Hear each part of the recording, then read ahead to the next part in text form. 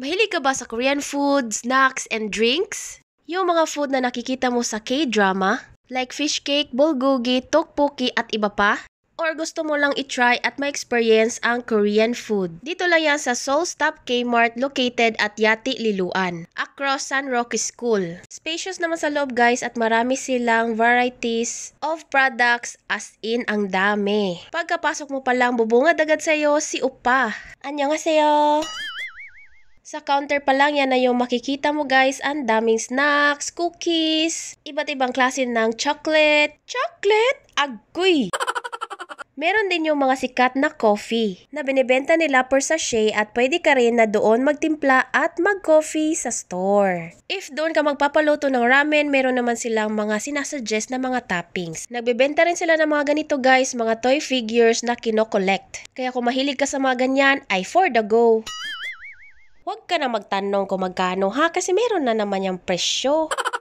Yan, sa mga mahilig sa anime, One Piece, Pokemon. Syempre, hindi mawawala ang K-pop fan. Yan yung mga snacks nila guys at yung nabet ko is yung may banana flavor. Na-try ko na yan before and masarap naman. Syempre, lasang banana.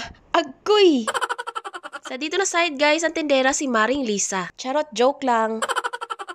Yan yung mga varieties of tteokbokki. Meron sa cup. Meron din sa pouch. Magkaiba yung presyo guys ha sa nasa cup at nasa pouch. Depende na sa iyo kung anong bet mo, may cheese, spicy, or yung crush mo. Huy! Dito naman tayo sa ramen. Kung mahilig ka sa ramen guys, ang dami nilang options. So heaven na heaven to para sa'yo. Lalong-lalo na sa bulldog, ang dami nilang flavors guys. Pwede kayo dyan magpaluto guys ha. Kung gusto nyong tikman lahat, ay for the go. Hindi ko pa na-try yung pink na color at yan din. Pero yung yellow guys, na-try ko na. Sa level of spiciness, kaya ko pa yung yellow guys, pero yung black, oh my god. Ikaw, anong level ng bulldog mo? Huy!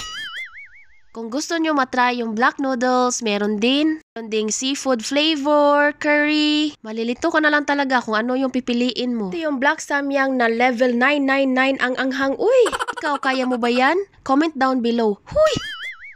Diyan guys, pwede kayong magluto ng ramen. Pwede kayong magpasi sa staff or kayo na mismo ang magluto kasi meron naman siyang steps kung paano siya gawin. Okay? Ay okay!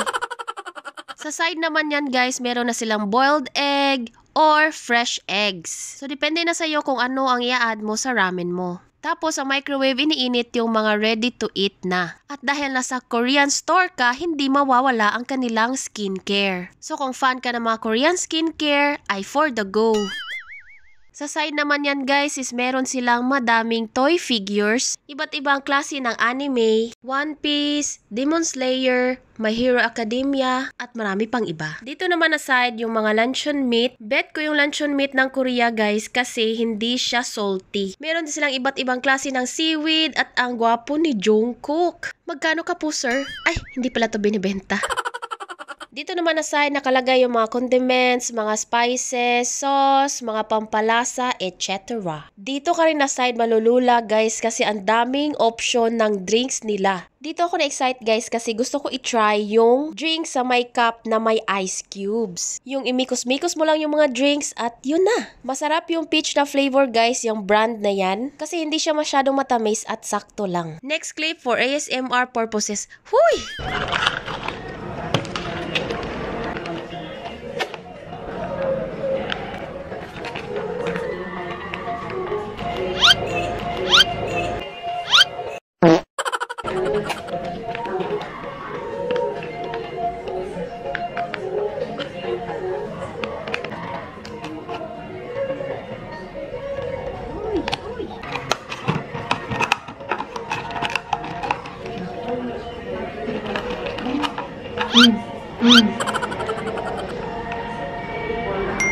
So, na-achieve ni auntie ang pangarap.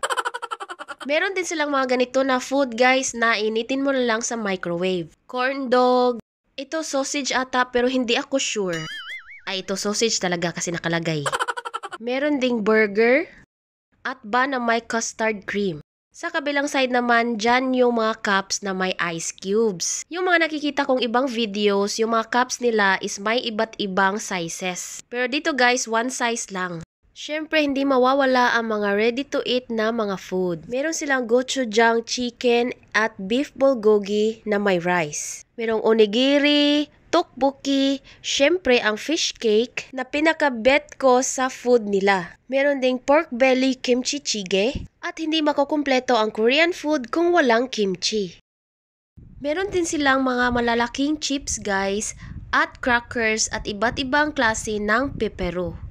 Diyan na namin kinain yung ibang food guys at alam nyo ba na super bait ng mga staff nila? Kasi yung isa nag-volunteer talaga siya guys na siya na lang daw ang mag-iinit ng mga food namin. For me, nagustuhan ko yung place kasi maaliwalas at malinis. Kitang-kita nyo naman nag-enjoy kami dahil nasarapan kami sa drinks and foods. Before, sobrang konti lang ang nagbebenta ng mga Korean products, foods, etc. Pero now, ang dami ng Korean stores na kahit sa online guys, easy na ang pag-order. Binili namin to guys at for me, sobrang sarap niya. Maganda siya pang snacks or i-pair mo siya with coffee. Sobrang laki niyan guys at madami namang laman. Very crunchy at masarap. Dessert time! Madami silang iba't ibang klase ng Korean ice cream guys. Siyempre, the famous Melona. Merong strawberry flavor, mango, yan coconut, hindi ako sure. And yung pistachio. Ang sarap sa mata tingnan ng mga packaging nila. So kung mahilig ka sa ice cream, ay for the go. Yan yung mga flavors na napili namin. At kahit alam ko sa sarili ko na hindi ko naman masyadong bet yung strawberry, pero in-order ko pa rin. Agoy! Dok, gising na po yung pasyente. Charot!